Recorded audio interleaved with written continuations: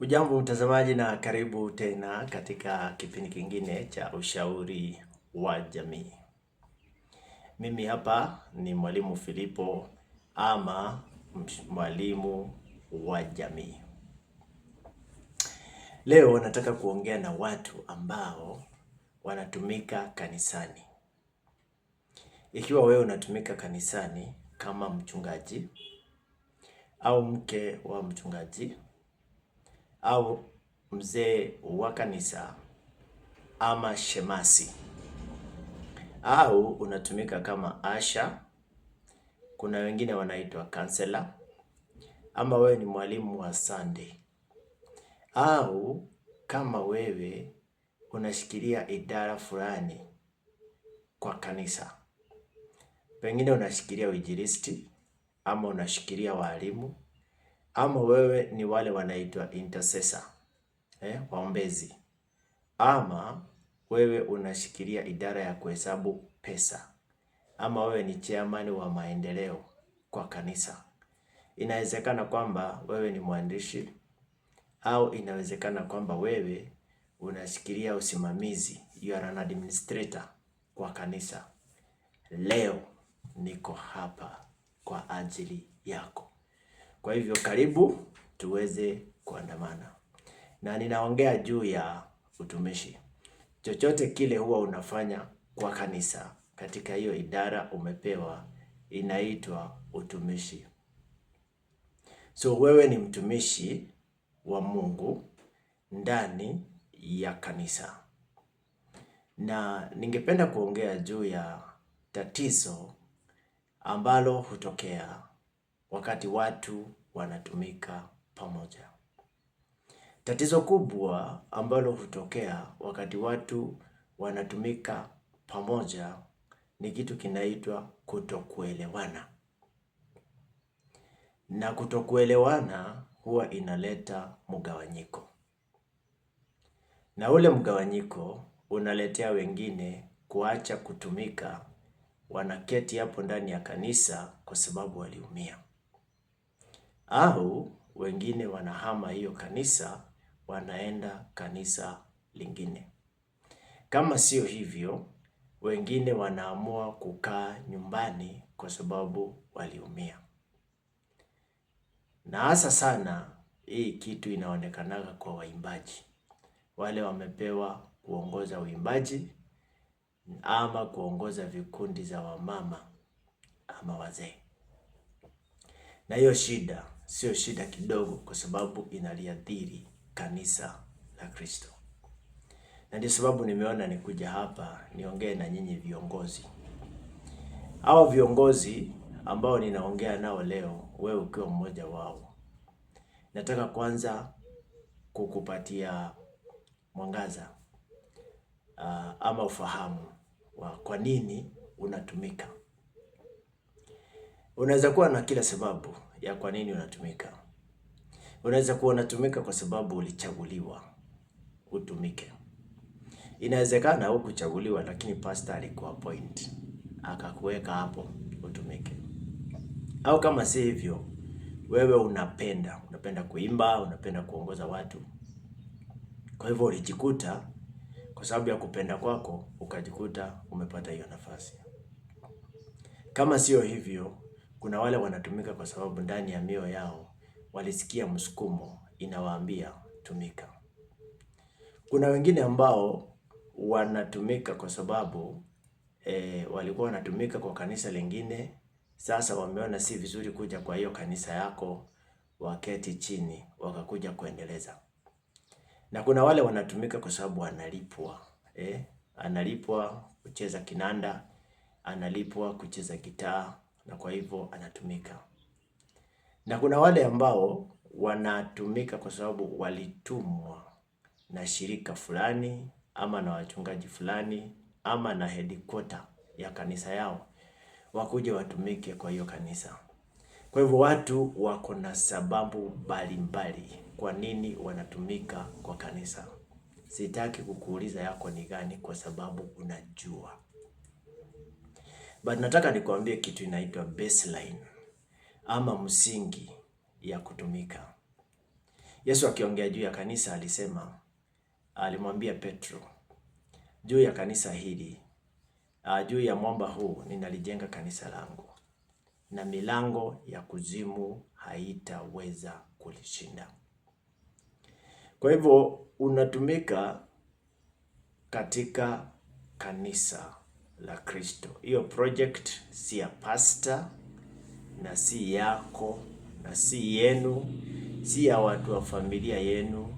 Hautumiki kwa sababu kwenu watu wote wanatumika, so utaki kuonekana kwamba uko nje. Hapana, unatumika katika project ya Yesu. Na katika Yohana 15 mstari wa 16, Yesu Kristo anasema, mimi ndiye niliyowatuma, ndio niliwachagua na nikawatuma mwende mkazae matunda na matunda yenu yapate kudumu.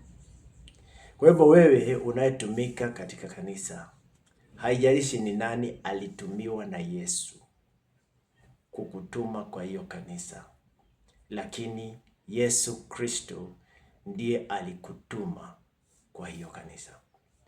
Kwa hivyo wakati kunatokea kutoelewana, unafaa kufanya kile kitu Musa alifanya aliposhindwa na kuelewa watu wake.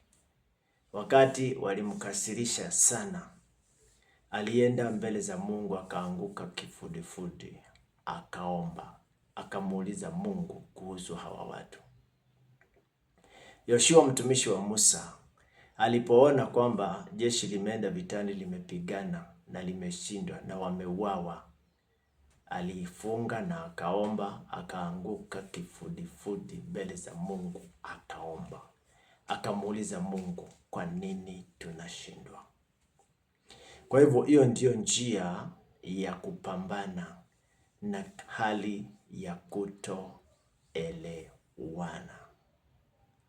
Wakati watu hawajaelewana katika kanisa, wale ambao hawajui kuomba huwa wanaanza kutafuta sababu ya hii kutoelewana ni nani ama ni nini. Wengine wana blame shetani, wengine wanalaumu mchungaji, wengine wanalaumu kiongozi fulani ndiye hakufanya vizuri, wengine wanaanza kusema kuna dhambi ndani ya kanisa, wengine wanasema kuna mchawi ako ndani ya kanisa ama ako hapo nje ambaye anasababishaga hiyo shida itokee katikati yenu. Lakini katika hii kingdom ya Mungu wa mbinguni hakuna guesswork. So maneno ya kubahatisha ambao hauna uhakika nayo ni heri unyamaze. Mungu ndiye anajua sababu ya kutoelewana. Kutoelewana, kuna aina mbili ya kutoelewana. Kuna kutoelewana ndani ya kanisa ambayo huwa inaleta faida, na kuna kutoelewana ndani ya kanisa ambayo inaleta shida. Katika Biblia kuna mtu anaitwa Apostle Paul ama mtume Paulo. Yeye alitumwa na Mungu kupitia kwa kanisa lile la Antioch. Na yeye na mwenzake Barnaba waliwekelewa mikono na kanisa. Roho wa Bwana akasema, nitengeeni hawa kwa sababu ya ile kazi niliyowaitia. Wakaombewa, wakaekelewa mikono, wakaachiliwa, wakaenda. Walivyoenda hivyo, ndivyo miujiza ilitendeka. Ndivyo walihubiri kwa tauni nyingi. Na hivyo ndivyo hata waliweza kuombea mpaka wachawi wakaokoka, na pepo zikatoka watu, miujiza zikatendeka, na wakarudi tena ndani ya ile kanisa kushukuru Mungu na kueleza, kutoa ushuhuda wa mambo makubwa walioyaona yakitendeka katika mission yao ya kwanza. Baadaye waliketi tena wakapanga kwenda kwa mission ya pili. Lakini walipokuwa wanataka kwenda kwa mission ya pili, Paulo alielewa mishoni ya kwanza ilikuwa na shida kwa sababu kuna mtu aliachia katika njia. Kuna mtu ambaye hakuwa ametumwa na Roho Mtakatifu alijitokeza kwa kupenda kutumika. Anaitwa Mark, John Mark. John Mark alikuwa mtoto wa Roda. Na kwa nyumbani walikuwa watu matajiri. Na John Mark alikuwa cousin wa Barnaba. Kama vile Lutu tu alivyokuwa cousin, alivyokuwa mtoto wa ndugu ya Ibrahim. Sasa hao watu wa kuchukua along the journey juu ni wenu ati mtumike naye na hakuitwa, wanaleta shida. I would rather tell you in advance. Sasa anateremka kuhubiri, John Mark anateremka kuhubiri akiwa na Paul ambaye ameitwa na akiwa na Barnaba ambaye ameitwa. Lakini yeye alijitokeza tu juu anapenda huduma. Friends, huduma haifanyagwi na ule mtu anapenda. Huduma ni wito. Na kama hujaitwa usijiingize kwa hii kitu. Ina shida zake, ina matatizo yake, ina baraka zake pia. Lakini kama umeitwa, utasimama na utashinda. Walipoanza kuendelea kuhudumu, John Mark akafika mahali akaona, hii kazi ya kwenda kuhubiri ni ngumu. Akawaachia kwa njia. Hivyo amewaachia kwa njia, akarudi kwa ile church waliokuwa wamemtuma Paul na Barnaba. Alafu Paul na Barnaba wakaendelea kuhubiri, wakamchukua Sila, wakaendelea kuhubiri na yeye. Lakini kabla ya kuchukua Sila, walirudi kwa church ndio watumwe the second missionary journey. Walipotumwa katika second missionary journey, rather walipopanga kwenda katika second missionary journey, Barnaba na Paul walianza kutoka. Alafu wakafika mahali Paul akasema hivi, hapa kuna watumishi wawili, kuna Sila na kuna Barnaba. Kuna Sila na kuna John Mark. Lakini hatutaenda na John Mark. Huyo ni Paulo anasema, kwa sababu tulipoenda na John Mark safari ya kwanza, John Mark alituletea shida. Alisema alipofika mahali panaitwa Salamis mbele ya Pafo, ameshindwa na huduma akarudi. Sasa hatuwezi enda naye tena kwa sababu huyu ni mtu wa kuachia katikati na atatusumbua. Barnaba akasema hapana, Paulo wewe unajua mimi ndio nilikulea kiimani. Mimi ndio nilikudisciple. Ndio ukue venye ulivyo. Nataka tuende na huyu kazini yangu ni mdisciple. Ili na yeye akaweze kuwa mhuduma. Paul akasema hapana. John Mark akasema itakuwa. Paulo akasema haitakuwa. Sasa hiyo ndio inaitwa kutoelewana. Sasa hii kutoelewana haikuletwa na shetani, haikuletwa na mchawi, haikuletwa na dhambi. So kuna wakati kutoelewana hutokea ikiwa haijaletwa na ile vitu tunafikiria. Biblia inasema walikuwa na a very sharp argument. Walibishana sana. Ikafika mahali wakasema, kama ni hivyo basi tunawachana.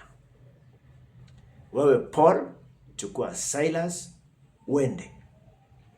Na wewe Barnaba, kama uko na haja sana na kazini yako, chukua uende naye. Watumishi wa Mungu, hii kazi haifanywi venye kila akili nafikiria. Hii kazi inafanywa venye mwenyewe anataka. Kwa hivyo Barnaba akachukua cousin wakaenda.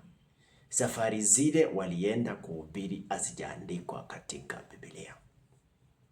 Lakini safari zile Paul alienda kuhubiri ndizo zimeandikwa. Kutoka hapo Paul na Silas wakaenda kuhubiri, wakajikuta wamefika mahali panaitwa Macedonia, ambao mji wake mkuu ulikuwa unaitwa Filipi. Filipi ilikuwa imefungwa injili isiingie, lakini kitu cha ajabu, injili iliingia hivyo hivyo. Kuna binti mmoja aliombewa, pepo zikatoka. Hivyo zimetoka, ndivyo wakuu wamemkamata Paulo na Sila, wamemweka ndani. Hivyo wamewaweka ndani, ndivyo Mungu amekuja, wakiomba na wakiimba, miujiza imetendeka, alafu mlango wa injili umefunguka Filipi na kanisa limepandika. Sasa kule kutoelewana kwa hawa wawili kuliletea Paul kwenda na injili pande moja na kukaletea Barnaba kwenda na injili pande ile nyingine. Kwa hivyo kutokuelewana kwao kulikuwa kutokuelewana kuzuri. Kwa hivyo sio kila kutokuelewana ni kubaya. Ikiwa kutokuelewana kule kumetokea ndio injili iendelee, wacha injili iendelee. Lakini watu wanahitaji kuwa wamekomaa ndio wafikirie kabla kutokuelewana haijatokea ni nini itaendelea. Wewe kama mchungaji, kulingana na Biblia, wewe ndio umepewa kanisa. Usimamie hao watu wote wanaotumika chini yako. Lakini Yesu alisema hivi, inatosha mwanafunzi kuwa kama mwalimu wake. Kwa hivyo hawa watu unapowalea kwa neno, kuna wakati watatoshana na wewe. Na vile ambavyo baba na kijana wake, kijana anapofikisha 18 years na anapoanza kufanya kazi, hawezi oa na akakuja kuendelea kukaa na babake na mamake nyumba moja. Utoto imeondoka, ashakuwa mtu mzima, lazima aende akajipange. Ndivyo ilivyo katika Kingdom of God. We were not meant to stay together in one place doing the same thing for decades and for centuries. Please understand me. Yesu alipolea watu, akaona wamekomaa, aliwaondokea. Akawapatia kitu kitawawezesha kuendelea na hii kazi. Na hivyo ndivyo kunaendaga. Katika hii kingdom, unalea watu, wakikomaa, unawatuma. Na wewe kama kiongozi ndio unafaa ujue wamekomaa. Usipo watuma wanapokomaa, kuna mambo matatu ambayo yako likely kutokea. Number 1, wataacha kutumika, waseme wamechoka, waketi. Number 2, watahama hiyo kanisa yako, either wanunuliwe na mchungaji mwingine ama waende wakaanzishe yao. Hatari ile kubwa ni number 3, wanaweza pasua kanisa lako na ukaanza kuwalaumu. Lakini shida ni kwamba walikomaa na ukakosa kuwatuma. Kwa hivyo unapotumika ni lazima uelewe unakomaa. Na unapokomaa unahitaji kufanya kile Yesu alisema. Yesu wakati alituma watu, aliwaambia mambo mawili hayo nimekwambia. Namba 1, aliambia ni mimi niliowachagua. Kwa hivyo si pastor alikuchagua ukuwe kiongozi wa kanisa katika capacity ile unashikilia, ni Yesu. Namba 2, Yesu alisema nikawatuma mkazae matunda. Kwa hivyo hapa kuna kitu kinahitajika. Wewe kama kiongozi wa kanisa, number 1, kama pastor, unastahili kuelewa malengo matano ya kanisa. Kanisa linakuwa na malengo matano, na usipoelewa haya, utakuwa na tatizo na uongozi wako. Number 1, wewe unapoanza kanisa, una lengo la kwanza linaitwa kukusanya watu.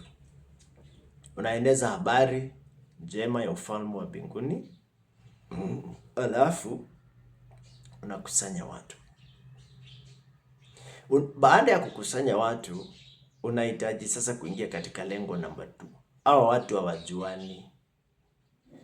Sababisha wajuane, wa create bond, waungane, washikamane. Sababisha mshikamano. Waache kukaa watu wako ndani ya matatu imejaa, lakini hawa watu hawajuani na hawashikamani.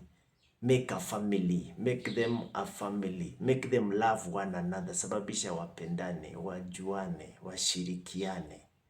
Hiyo ni lengo namba 2. Lengo namba 3, hao watu hawajui Mungu. Wafundishe wakomae kiroho. Give them spiritual food. Wakomae. Ndio sasa shida za utoto zisikuhangaishie uongozi. Namba 4. Hawa watu hawajawahi tumika. Wakati wamekomaa, waingize katika utumishi. Usifanye kila kitu. Kama ulikuwa unaimba na wamekomaa, wapatie kuimba. Kama ulikuwa na hesabu na kupanga fedha na administration ya church na wamekomaa, wakabidhi. Ndio ubaki na ile kazi Peter alisema ya kuomba na kuhubiri. Hizo zingine zote ziwe zao. Sawa? Number 5 ni kitu kinaitwa kuzaa matunda. So kanisa liliitwa mambo matano, nimekwambia: ukusanye watu, usababishe washikamane. Number 3, walee kiroho. Number 4, wasababishe kutumika. Weka kila mtu katika position yake atumike. Number 5, hii inaitwa kuzalisha, ndio inaitwa discipleship. Kila kiongozi azae kiongozi mwingine anayefanana na yeye. Mwimbaji azae na alee mwimbaji mwenzake. Mzee wa kanisa hivyo hivyo, asha hivyo hivyo, kansela hivyo hivyo. Ndio wakue wakati hawapo, ama wakisafiri, ama wakigonjeka, ama mtu akifa, nafasi yake imejazwa. Namna hiyo, wakishafanya hivyo, huduma hiyo itaendelea vizuri. Lakini watu wengi wameongoza kanisa kama organization. Lakini kanisa inakuwaga vitu mbili. Kanisa inakuwaga organization na inakuwa organism. Organism ni kiumbe kilio hai, kilio na uhai ndani yake kinatembea. Organization ni story na mipango peke yake. Ikiwa wewe ni story na mipango peke yake, haina uhai wa kuzalisha watu kwa hiyo church, hiyo maneno ya organization peke yake, utaweka administration na ifanye venye dunia inafanyaga. Baadaye kanisa yako itakauka, itakosa nguvu za Mungu, mtakuwa watu wa dini, na hivyo ndivyo miujiza itatoroka kwa hiyo kanisa. Uzima utatoroka, watu wataanza kufanya dhambi na kujitanisha bado na hiyo kanisa, maana wanapenda administration na wanapenda organization. Ni lazima uhakikishe kanisa liko na uhai. Kama halina uhai, my friend, hakuna kitu mnafanya. And that's why it should be an organization and an organism at the same time. Tuko pamoja. Basi kama kiongozi ni lazima mambo hayo matano yatendeke. Sasa hawa waliokomaa, kabla hujawatuma huko nje kufanya kazi ya Mungu, hakikisha wamelea wengine wanaofanana na wao.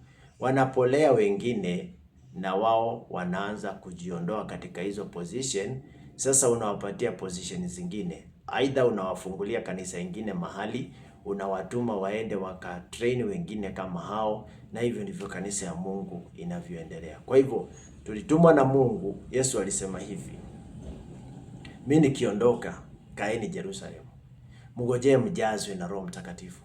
Lakini mkijazwa, mjue mtatembeza injili, mtaenda mkihubiri, mkishuhudia ufalme. Mtatoka hapa Yerusalemu, mtaenda mahali panaitwa Judea. Kutoka Judea mtaenda Samaria. Kutoka Samaria mtaenda mpaka mwisho wa dunia.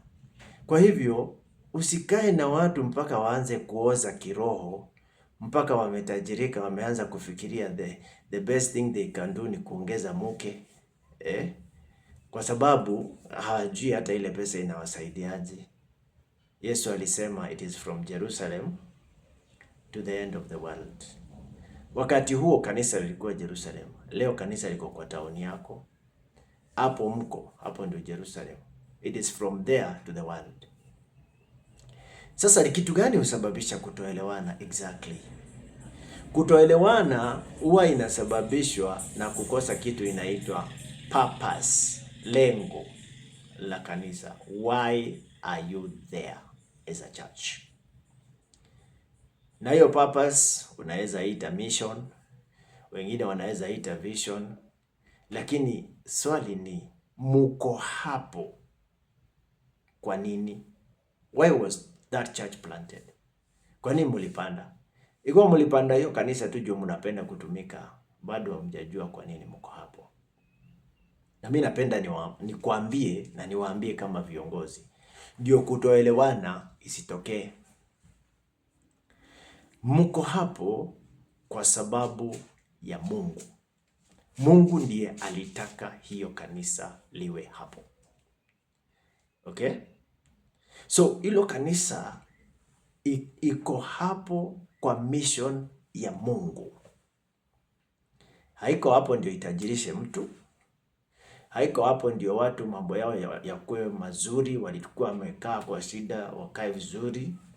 Kanisa hiyo iko hapo kwa sababu ya Mungu. Na kwa hivyo pana haja ya kuomba, kusoma Biblia, kusikiza Mungu na kuuliza Mungu, kwa sababu hili kanisa liko hapa, wewe kwa nini uliweka hili kanisa hapa? Tumesema kanisa ni organization and an organism. As an organism, ndani ya mioyo yenu mtasikia sauti ya Roho Mtakatifu akiongea. Kwa sababu ndiye aliachiwa kanisa. Mtasikia akiongea na atawaambia hili kanisa liko hapa kwa sababu fulani. Si lazima muote ndoto, ingawa pia mnaweza ota. Lakini mnaweza sikia msukumo kwa moyo wa kufanya jambo fulani la kanisa, na mnapolifanya lianze kuzaa matunda. Results is the name of the game. Mkianza kufanya na mmeanza kuona matokeo, mtajua hiyo ndio direction Roho Mtakatifu anaendesha. Na hapo ndipo sasa mkishajua kwa nini hilo kanisa liko hapo, mnafaa muandike. You need to write down. Muandike vile Habakuku aliambiwa, andika maono kwa namba kubwa ili kila anayekimbia apate kusoma. Muandike hapo ndio kila mtu ajue akiingia kwa hiyo kanisa, hili kanisa tuko hapa kwa sababu fulani. Sasa kuna watu wamepanda kanisa na wamefikiria wako hapo ndio washindane na kanisa lingine. So kuna competition ya kutaka kujenga kanisa kubwa mjengo.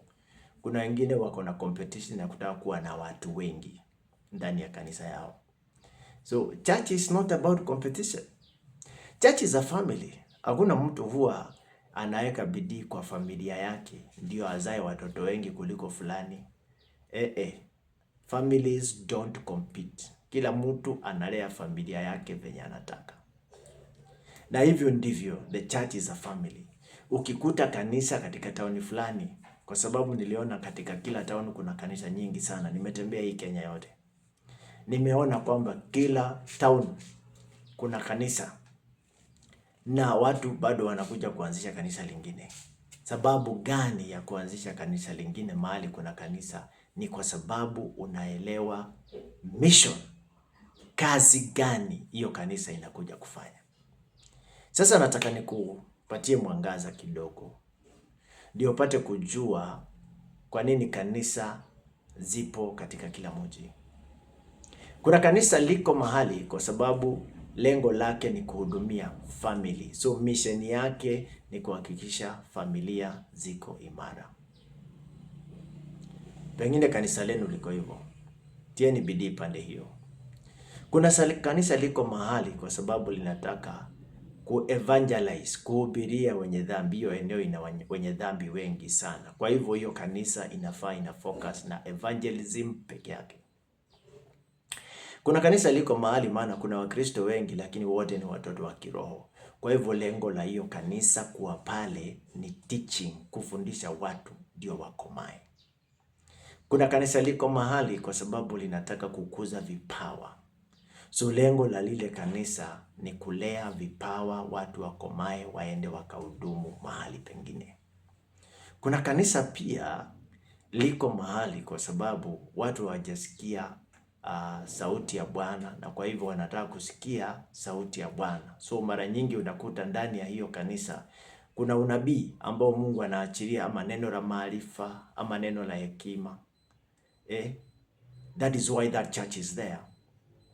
Kuna kanisa laweza kuwa hapo maana watu ni maskini na limetumwa na Mungu kwa sababu ya kusaidia familia ambazo ni maskini.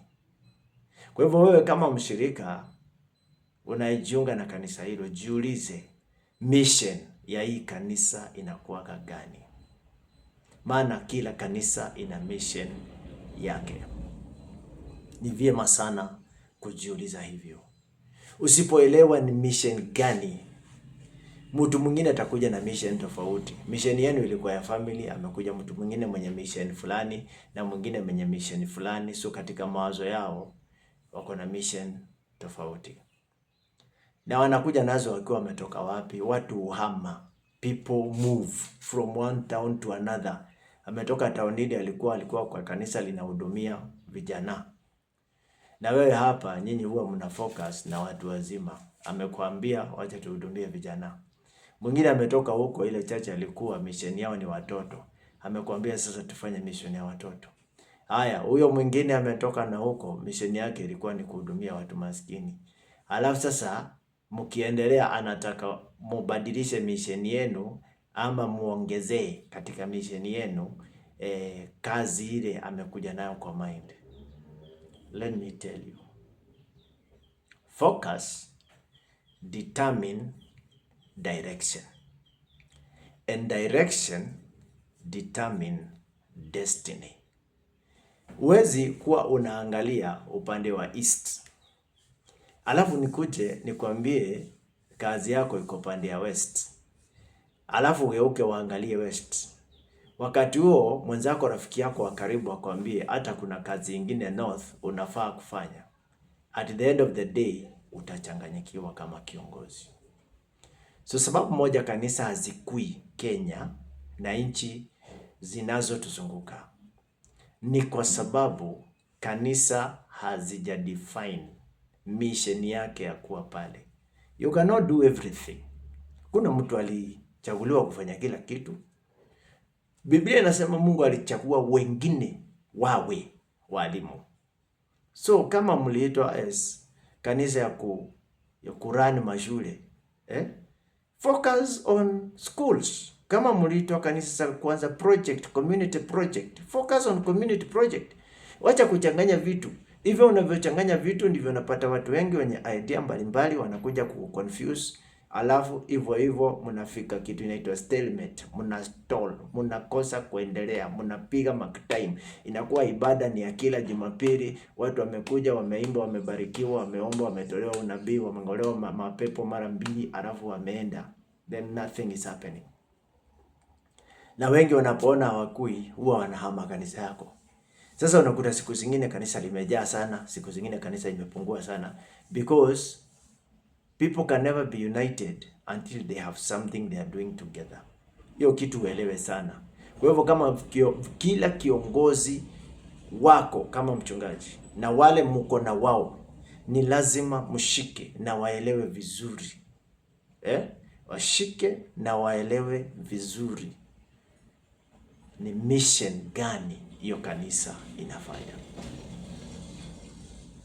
Na hiyo mission wakishaishika na wameshaelewa. Number 2, waelewe imani yenu. Sikubali kila mtu aingie na alete imani yake. Kama nyinyi ni watu wa vilemba, shikeni vilemba. Kama nyinyi ni watu ambao sio wa vilemba, shikeni laini ya watu sio wa vilemba. Kama nyinyi ni watu wa nguo ndefu, shikeni laini ya watu wa nguo ndefu. Kama nyinyi ni watu wa mchanganyiko ya trouser na nguo fupi, shikeni hiyo line. Lakini sasa umekuta watu wakiendelea, wao wanavaa nguo ndefu, wewe umekuja na trouser zako, umekuja na nguo zako fupi, mtakosa kuelewana na unataka ati wakuelewe. Enda kwa wale wanafanana na wewe. Inaitwa imani yenu. Hawa watu wanaamini ya kwamba tunakulaga Holy Communion kila mwezi ama baada ya miezi 3. Andamana na wao, wache kuleta idea zako, kwa sababu itasababisha kutoelewana. Leo nimekuwa hapa nikiwa nimetumwa na Mungu kwa ajili ya nyinyi viongozi, kwa sababu kanisa Kenya linapasuka sana, na linapasuka kwa sababu ya kutoelewana. Then shetani anachukua advantage, watu wanaanguka, wanarudi chini, wanapoteza imani, wanakaa nyumbani. Nimekuja nikupatie kama kiongozi na niwapatie kama viongozi. Kutoelewana haifai kuwa sababu ya kanisa kupasuka ama kuanguka. Inafaa kuwa sababu ya kanisa kuzaa sana na kuwa na branch nyingi. Kwa hivyo kabla mjaanza kuomba na kujiuliza ni nini inaendelea, nataka muelewe Mungu wa kanisa anaitwa a missionary God.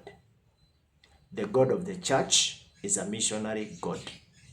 Kwa hivyo kama wewe ni kiongozi wa kanisa, uelewe mission ya Mungu ni kuhakikisha dunia yote imefikiwa na habari.